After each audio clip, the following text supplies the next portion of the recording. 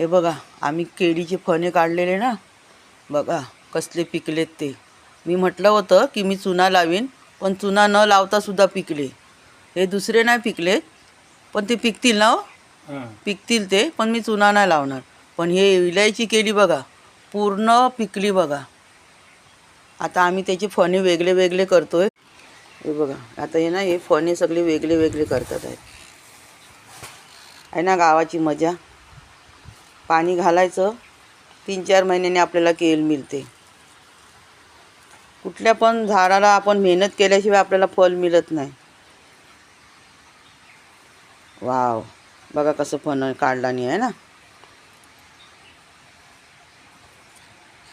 काय हो, गोड आहेत मस्त. हां, ही विलायची केळी तर गोडच असतात.